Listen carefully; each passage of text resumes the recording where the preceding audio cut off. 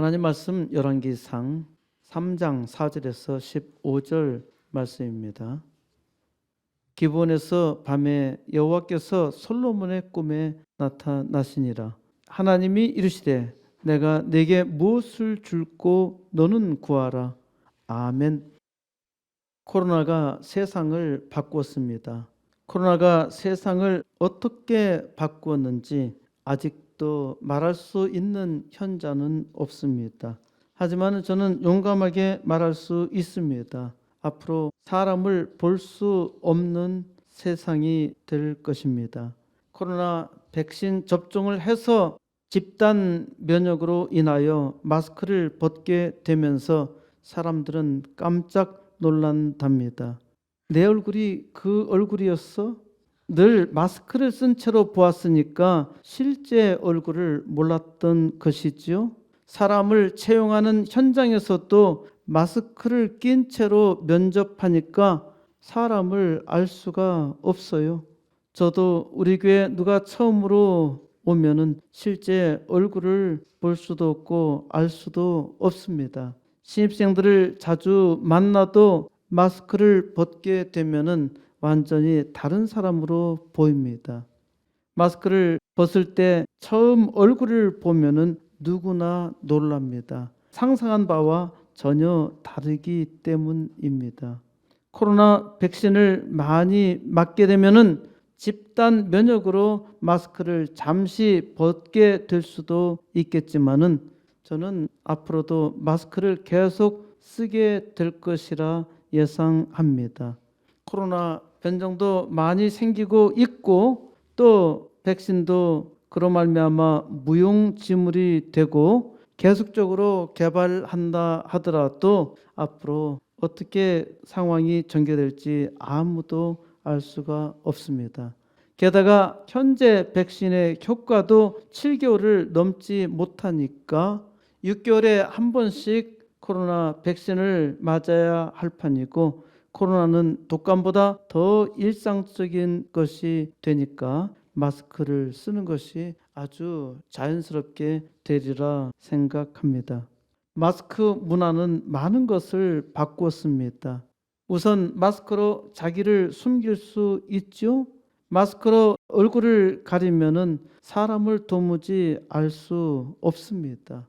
그리고 어떤 마음을 가지고 있는지 알 수가 없어요. 사람의 감정은 입에서 나타납니다. 입을 가리니까 마음이 어떠한지 알 수 없어요. 저는 연구실에서 항상 마스크를 쓰지 않고 있습니다. 저에게 찾아오는 분들은 항상 마스크를 끼고 들어옵니다. 전에는 마스크를 벗어도 된다고 말했지만은 이제는 마스크를 벗어도 된다고 말하기가 참으로 어렵습니다. 마스크가 일상사가 되었다는 말이죠. 상대방의 얼굴을 보려면은 상대방이 좋아하는 차를 대접해야 하죠. 그런데 어떤 분은 차를 들여도 마스크를 벗지 않고 나중에 차를 가지고 갑니다. 교회에서 찬양하는 사람이 마스크를 끼고 하는 것도 참 이상합니다. 이제 이런 문화가 자연스러워졌습니다마는 저는 찬양하면서 마스크를 해야 하는 것에 동의하지 못합니다. 하나는 소리 내기와 호흡이 힘들기 때문이지요. 또 하나는 교제가 되지 않습니다. 그야말로 그냥 찬양하는 것이죠. 찬양하면 되지 얼굴을 드러낼 필요가 있느냐고 말할 수 있을 겁니다. 이는 음악을 듣는 것처럼 찬양만 하는 것이죠.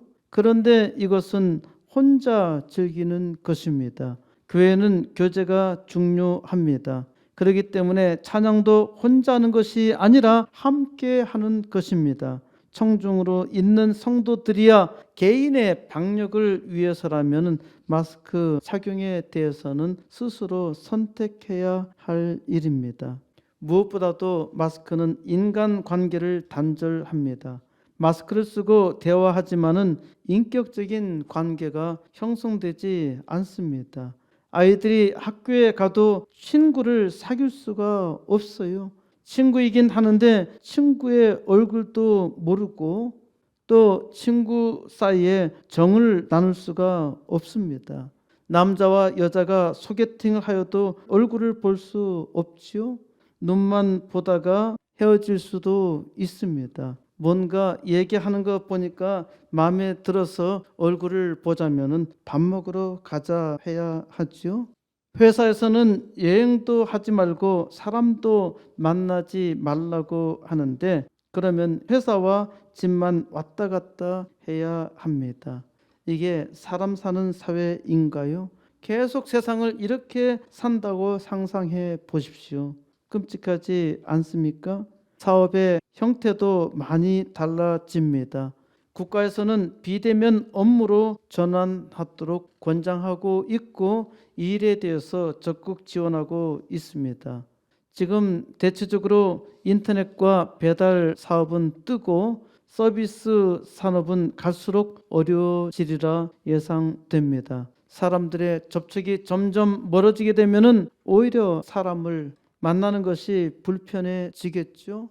사람 만나는 것이 힘들어질 수 있단 말입니다. 사람 만나는 것을 두려워할 수 있어요. 그러니까 사람의 관계는 더욱더 단절됩니다. 사람들은 모두 고립 단계로 되고 사람 대신에 짐승과의 교제가 아주 활발해지겠죠. 그러면은 반려자는 없고 반려동물과 살 것이라는 말이 됩니다. 지금도 우리나라의 아이보다는 짐승이 더 많지요. 짐승이라는 말을 불편해하는 사람이 있습니다. 사람보다 짐승이 더 소중해지는 세상이 되어가고 있어요. 세상이 많이 바뀌었다는 말입니다. 이어령 교수는 죽음이란 무시무시한 괴물을 코로나19가 인류에게 보여주었다라는 제목의 기사로 인터뷰에 화두를 던집니다. 지금까지 우리는 죽음을 추상적이고 멀리 있는 존재로 여겼는데 코로나19를 겪으면서 달라졌어요. 죽음은 그저 우리 안에 갇힌 사자, 철장 안에 갇힌 호랑이에 불과했어요. 언젠가 나도 그들처럼 죽는다고 생각은 했지만은 우리 안에 갇혀 있다고 여긴 것입니다.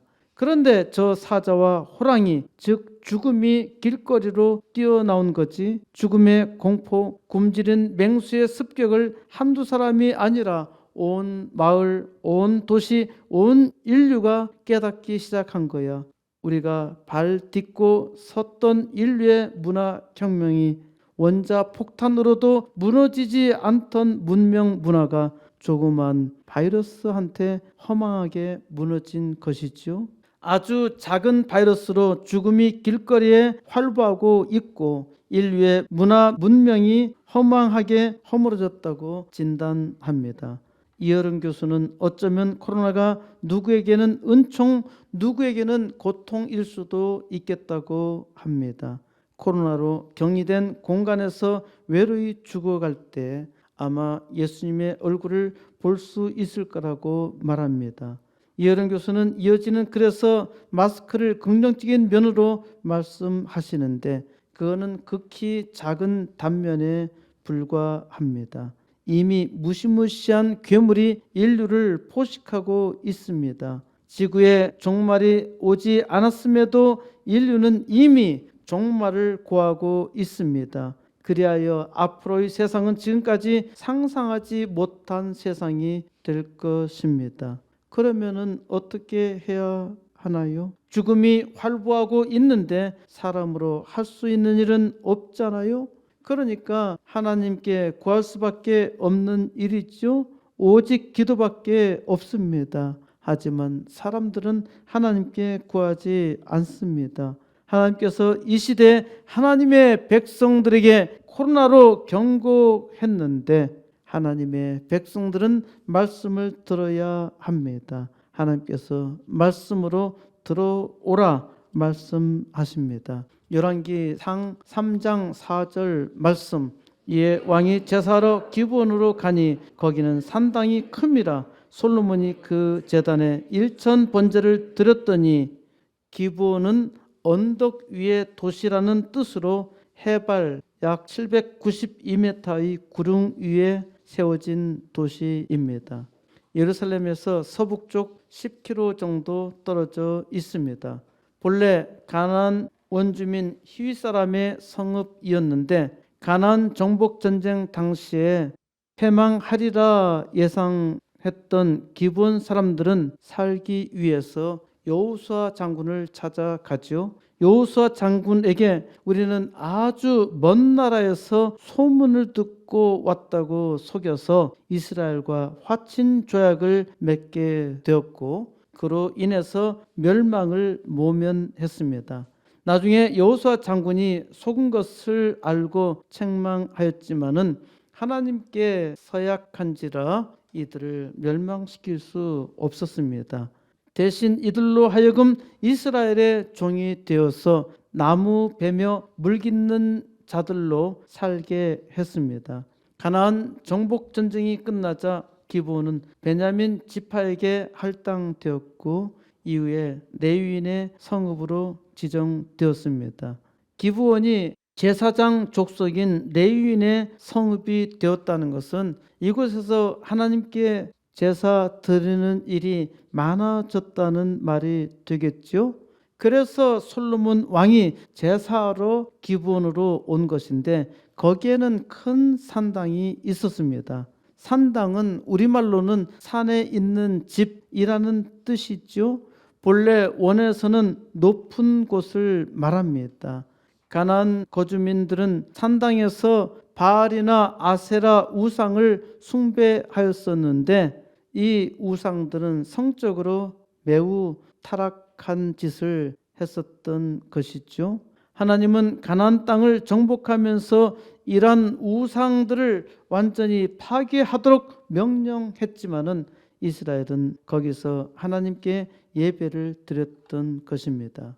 솔로몬 왕이 예루살렘 성전을 세우기는 했지만은 습관대로 산당에서 예배를 드렸던 것이죠. 고고학적 발굴에 따르면 가장 높은 언덕 해발 885m의 아랍어로 네비 사무엘이 있는데 이건 사무엘 선지자라는 뜻이죠. 사무엘 선지자의 무덤이 거기에 있었다는 것인데 이슬람이 그 땅을 정복하고 사무엘 선지자의 무덤에 이슬람 사원을 세웠던 것입니다. 네비 사무엘에서 예루살렘을 내다볼 수 있는데 솔로몬이 바로 거기서 일천 번제를 드렸던 것입니다. 그러니까 구약 성경을 믿는 이슬람의 입장에서도 네비 사무엘은 상당히 중요한 곳이었고 바로 거기에 이슬람 모슬렘 사원을 세웠던 것이죠. 솔로몬 왕이 기브온 큰 산당에서 하나님께 일천 번제를 드렸습니다. 산당에서 하나님께 예배를 드릴 수는 있죠. 이것이 잘못된 행동은 아닙니다. 하지만 나중에는 본래 의도는 사라지고 껍데기만 남아서 산당에서 습관적으로 예배를 드리게 됩니다. 그러니까 이스라엘은 예루살렘 성전을 지었어도 산당에서 예배 드리는 것을 폐하지 못했고 결국 우상 숭배를 하게 되었으니까 이 때문에 이스라엘은 완전히 패망하게 된 것입니다. 그러니까 솔로몬 왕이 기브온 큰 산당에서 예배를 드렸다는 것은 무식한 일이었으며 역사적 과오입니다. 솔로몬 왕은 두 가지 큰 과오를 저질렀습니다. 하나는 1절에 나오는데 솔로몬 왕이 이집트의 왕 파라오와의 정략 결혼으로 파라오의 딸을 아내로 맞이한 일입니다. 첫 번째로 산당 제사는 솔로몬 왕이 무지하게 관습에 따라 행했다고 해서 용서할 수 있지만은 두 번째 정략 결혼으로 이방 여자를 끌어들인 것은 이방 신을 안방으로 들어오게 한 것입니다. 이 두 가지 잘못은 결국 이스라엘과 그의 왕국을 패망하게 만드는 원인이 되었어요. 솔로몬이 왜 망할 짓을 했을까요? 솔로몬이 하나님을 믿었지만은 하나님께 묻지 않았기 때문입니다. 솔로몬이 자기의 생각대로 자기의 지혜로 했기 때문에 망한 것이에요. 하나님을 믿는다 하더라도 항상 하나님께 물어야 합니다. 그럼에도 불구하고 솔로몬 왕이 잘한 일이 있습니다. 첫 번째는 예루살렘 성전을 건축한 일입니다. 이는 예배의 혁명이죠. 산당 중심에서 성전 중심으로 예배의 장소를 옮긴 것입니다. 이는 우상 숭배 의식에서 하나님만을 예배하게 한 것이지요. 둘째로 솔로몬 왕이 성전을 건축하기 전에 아주 잘한 일이 있습니다. 하나님께 일천 번제를 드렸다는 것이죠. 짐승을 태워 드리는 제사를 1000번이나 했다는 말입니다. 1000번이나 제사를 드렸다니까 이거 굉장한 일입니다.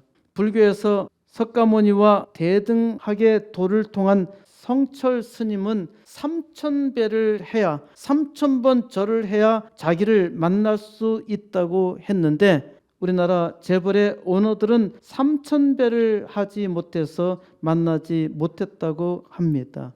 박정희 대통령은 1978년 구마 고속도로 개통 때 해인사를 찾았는데 이때 성철 스님을 만나고자 했습니다마는 성철 스님이 박정희 대통령이니까 3번만 절하세요 라고 요구했습니다.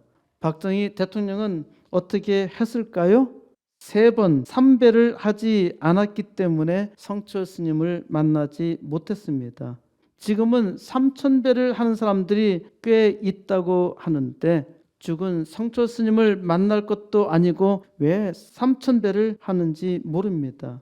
3000배를 하면은 성철 스님을 만날 수 있을까요? 3000배를 하지 않아도 성철 스님을 만납니다. 왜? 그는 지옥에 있기 때문입니다. 성철 스님이 열반 전에 불교는 스님이 죽은 것을 열반에 입적한다 말하죠. 열반 전에 썼다는 열반송입니다.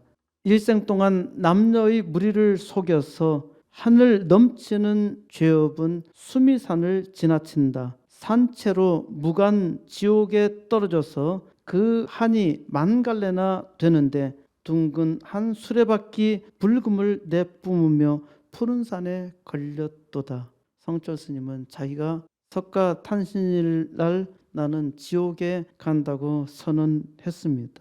1000배도 어려운데 솔로몬이 1000번제를 드렸으니까 대단하지요. 1000배는 지옥 가는 연습인데 1000번제는 하나님을 감동시킵니다.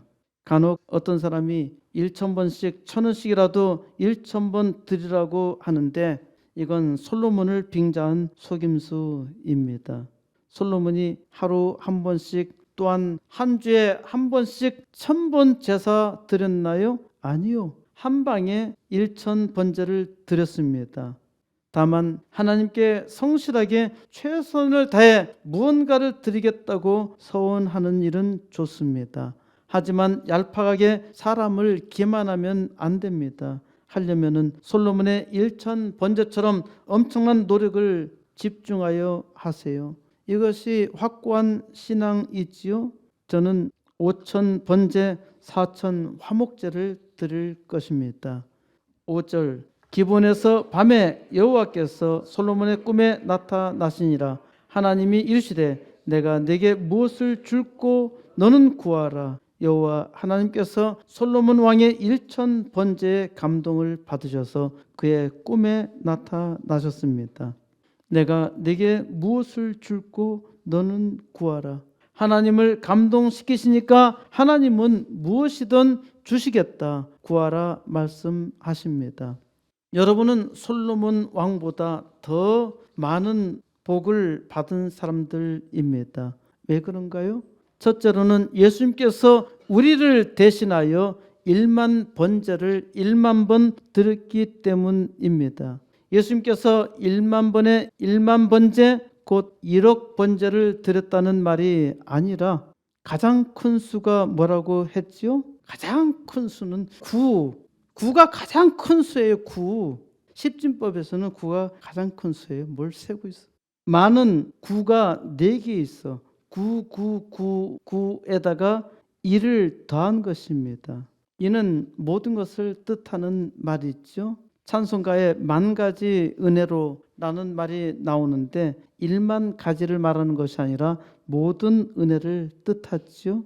만수무강이라는 말이 있죠. 그럴 리가 만무하다는 말은 절대로 그럴 리가 없다는 말입니다. 천부당 만부당이라는 말은 절대로 부당하다는 말이죠. 예수님은 하나님의 아들인데 천부당 만부당하게 우리의 죄를 위해 십자가에서 죽으셨어요. 우리 죄를 천부당 만부당하게 무한히 용서하신 것이죠. 둘째로 예수님께서는 천부당 만부당하게 굉장한 복을 주셨어요. 마태복음 7장 7절 구하라 그리하면 너에게 주실 것이요. 구하라 그러면 너에게 주신다고 예수님께서 말씀하셨어요. 이것이 얼마나 놀라운 일입니까? 요한복음 16장 24절에서 지금까지는 너희가 내 이름으로 아무것도 구하지 아니하였으나 구하라 그리하면 받으리니. 지금까지는 너희들이 내 이름으로 아무것도 구한 일이 없었지. 이제는 내 이름으로 구해. 내 이름으로 구하면은 우리 아버지 하나님이 모두 다 주신다. 요한복음 15장 7절 너희가 내 안에 거하고 내 말이 너희 안에 거하면 무엇이든지 원하는 대로 구하라 그리하면 이루리라. 이제 무엇이든지 원하는 대로 구하라 그리하면 내가 다 이루어 주겠어. 솔로몬 왕은 1천 번제를 드렸을 때 하나님께서 구하라 하셨는데 나는 아무것도 한 일이 없는데 예수님께서 구하라 말씀하십니다. 구하면은 다 주신다고 약속하셨어요. 얼마나 놀라운 축복입니까? 그러면은 무엇을 구해야 하나요?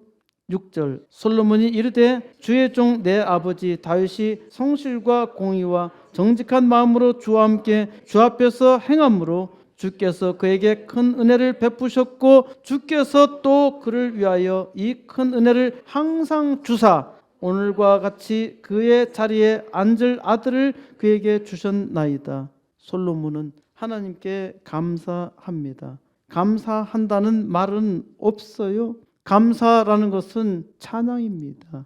그래서 때로는 감사하다는 말을 찬양하다는 말로 번역되고 있습니다. 솔로몬의 말 속에서 감사가 나타나 있어요. 이는 하나님께 감사하는 겁니다. 하나님께 영광을 돌리는 것이죠. 솔로몬은 자기가 감사하게 된 이유를 말합니다. 하나님께서 주의 종 내 아버지 다윗이 성실과 공의와 정직한 마음으로 주와 함께 주 앞에서 행하셨으므로 주께서 다윗 그에게 큰 은혜를 베푸셨다는 것입니다.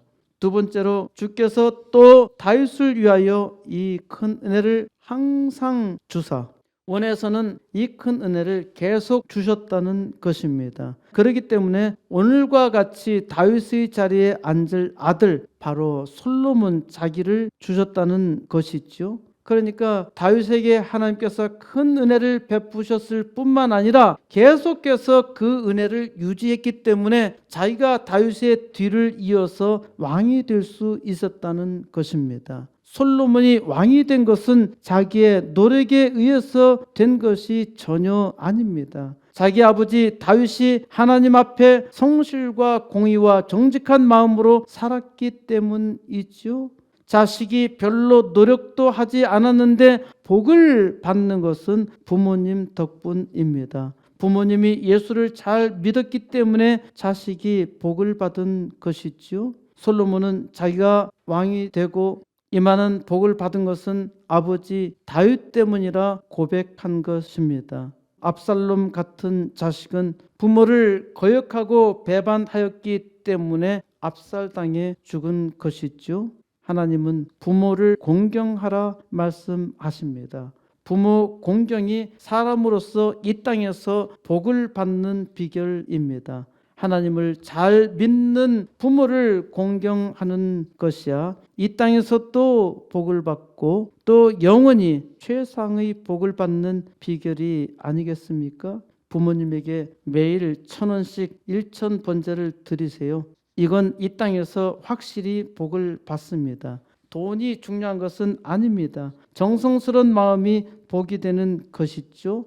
우주에 하나뿐인 아들 혁이는 하루 1,000분이 아니라 10분씩 꼭 안마해 보세요. 놀라운 일이 일어납니다. 세 번째로 솔로몬 왕이 잘한 것은 감사했다는 것입니다. 감사한다는 것은 생각한다는 것이지요. 솔로몬은 하나님께 구할 때 감사했습니다. 7절 나의 하나님 여호와여 주께서 종으로 종의 아버지 다윗을 대신하여 왕이 되게 하셨사오나 종은 작은 아이라 출입할 줄을 알지 못하고 솔로몬은 아버지의 덕택에 왕이 되었지만은 어린 아이에 불과하다는 말입니다. 그러니까 왕이지만은 무엇을 어떻게 할지 알지 못한다는 것이지요. 왕이지만 왕노릇을 할 수 없다는 겁니다. 넷째로 솔로몬은 자기가 무능하다는 사실을 고백했습니다. 부족한 줄 알아야 구하지요. 자기는 어린아이에 불과하다는 겁니다. 그래서 왕으로서 행위를 할 수가 없으니까 하나님께 구하는 것입니다. 8절 주께서 택하신 백성 가운데 있나이다. 그들은 곧 큰 백성이라 수요가 많아서 셀 수도 없고 기록할 수도 없사오니 솔로몬은 자기가 아주 무능한데도 왕이 되었다는 것입니다. 그래서 이 큰 무리의 백성을 도무지 감당할 수 없다는 말을 합니다. 9절 누가 주의 이 많은 백성을 재판할 수 있사오리까? 듣는 마음을 종에게 주사 주의 백성을 재판하여 선악을 분별하게 하옵소서. 재판한다는 것은 판단한다는 것이며 다스린다는 말이죠. 지금은 다스리는 정부와 법을 만드는 의회와 또 판단하는 사법부가 독립적으로 분할되어 있어 삼권 분립으로 형식적으로 분리되어 있습니다마는 실은 대통령이 막강한 권력을 가지고 법도 만들고 재판할 법관도 세우니까 대통령이 다스리는 것이죠. 솔로몬은 누가 주의 이 많은 백성을 다스릴 수 있겠느냐고 하소연한 것입니다. 다섯 번째로 솔로몬 왕이 잘한 일은 듣는 마음을 종에게 달라고 구한 것입니다. 잘 듣는 것이 중요합니다. 잘 듣는 것이 지혜이지요. 개정 한글판에서는 지혜로운 마음이라 하였는데 개정 개혁판 새 번역에서는 원어의 단어에 충실하여서 듣는 마음이라 하였습니다. 잘 들어서 선악을 판단할 수 있는 지혜를 달라고 구한 것입니다. 10절 솔로몬이 이것을 구하매 그 말씀이 주의 마음에 든지라. 솔로몬이 잘 듣는 마음으로 다스릴 수 있게 해달라고 구하니까 이 마음이 하나님의 마음에 들었습니다. 원어에서는 하나님의 마음에 든지라를 하나님을 기쁘시게 했다고 합니다. 하나님의 마음에 들었다는 것은 하나님의 뜻이라는 말이죠. 11절 이에 하나님이 그에게 이르시되 내가 이것을 구하도다. 자기를 위하여 장수하기를 구하지 아니하며 부도 구하지 아니하며 자기 원수의 생명을 멸하기도 구하지 아니하고 오직 송사를 듣고 분별하는 지혜를 구하였으니 그래 내가 이걸 구하다니 참 기특해. 내가 내 생명을 구하지도 않고 부도 구하지 않고 내 원수의 생명도 구하지 않고 오직 다스리는 지혜를 구하였으니 참 대견해. 하나님은 솔로몬에게 지혜를 주시지 않을 수 없으셨겠지요. 12절 내가 내 말대로 하여 내게 지혜롭고 총명한 마음을 주노니 내 앞에도 너와 같은 자가 없었거니와 내 뒤에도 너와 같은 자가 일어남이 없으리라. 솔로몬에게 하나님은 솔로몬이 구한 대로 지혜롭고 총명한 마음을 주셨습니다. 그리고 하나님께서 말씀하시기를 내 앞에도 이와 같은 자가 없었고 내 뒤에도 너와 같은 자가 없어. 그래서 솔로몬은 인간 역사상 가장 지혜로운 자가 되었습니다. 13절 내가 또 내가 구하지 아니한 부귀와 영광도 내게 주노니 내 평생에 왕들 중에 너와 같은 자가 없을 것이라. 게다가 하나님은 솔로몬이 구하지 아니한 부귀와 영광도 주셨습니다. 내 평생에 왕들 중에 너와 같은 자가 없을 것이라 하십니다. 솔로몬은 기도를 잘 하여 지혜는 물론 이르니와 부귀와 영광까지 받았습니다. 이 놀라운 축복의 단서는 단 한 가지입니다. 14절 내가 만일 내 아버지 다윗이 행함같이 내 길로 행하여 내 법도와 명령을 지키면 내가 또 내 날을 길게 하리라. 솔로몬 내가 만일 내 아버지 다윗이 행함같이 행하기만 한다면 내 날을 길게 하겠다. 내가 내 아비 다윗에게 약속한 것을 계속 유지하겠다는 말씀이죠. 다윗 왕과 같이 하나님의 말씀을 잘 듣기만 하면은 하나님께서 계속 이 축복을 주시겠다는 약속입니다. 아주 쉽지요? 솔로몬은 지혜가 많으니까 얼마나 하나님을 잘 알고 믿고 더욱더 하나님의 뜻대로 살지 않겠습니까? 그런데 솔로몬의 지혜는 사람의 지혜입니다. 솔로몬의 지혜는 사람 중에 최고인데 자기의 지혜를 믿어요? 사람마다 지혜를 구하는 사람은 지혜를 주셔도 그 지혜로 잘하지 못합니다. 참된 지혜는 지혜의 하나님을 의지하는 것이죠. 사람은 지혜로 해야 복을 받는 것이 아니라 사람의 지혜는 이 땅에서 유용하기는 하지만은 사람이 길게 영원한 복을 받으려면 하나님의 말씀을 잘 들어야 합니다. 사람의 지혜로 지혜롭게 하면은 그것이 복인 줄 알지만은 아니라는 말입니다. 참된 지혜는 하나님을 알고 하나님의 말씀에 따르는 것입니다. 솔로몬이 사람으로서 최고의 지혜를 가졌지만은 하나님을 의지하지 않는 지혜는 그야말로 사람의 지혜에 불과합니다. 15절 솔로몬이 깨어보니 꿈이더라. 이에 예루살렘에 이르러 여호와의 언약궤 앞에 서서 번제와 감사의 제물을 드리고 모든 신하들을 위하여 잔치하였더라. 솔로몬이 깨어났는데 꿈이었습니다. 참으로 허망하지요? 이렇게 솔로몬처럼 허망한 꿈을 꾸는 사람이 있습니다. 아무것도 되지 않으면서도 대단히 잘된 줄로 착각합니다.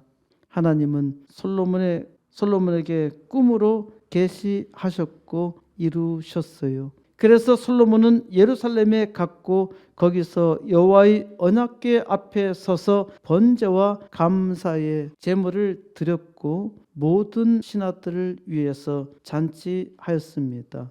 하나님께서 솔로몬처럼 꿈으로 계시한 일이 있기는 하지만은 이건 아주 드문 일입니다. 어떤 사람은 꿈으로 계시하신다고 맹신합니다. 이런 사람들 중에는 잘못 가는 사람이 꽤 많습니다. 지혜가 없는 것이죠. 하나님께서 기록한 말씀을 통해서 계시해 주시는데 이런 사람은 말씀보다 자기의 꿈을 더 신뢰합니다. 이건 잘못된 것이죠. 사람이 참으로 어리석습니다. 이런 사람은 꿈에서 깨어나지 못합니다. 내가 내게 무엇을 줄고 하나님께서 내가 내게 무엇을 줄고 여러분에게 물으신다면은 여러분은 무엇을 구하시겠습니까? 하나님께서 내게 물으실 리가 없어. 이는 믿음이 없는 것이죠. 하나님은 내게 너는 구하라 말씀하십니다.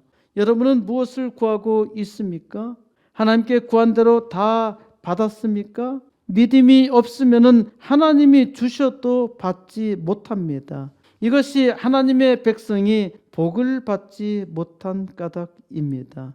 하나님께서는 주셨어요. 그런데 그 복대로 살지 못한단 말입니다. 믿음이 없으니까 보지 못하는 거예요. 오늘날 하나님께서 코로나로 우리를 시험하셨어요.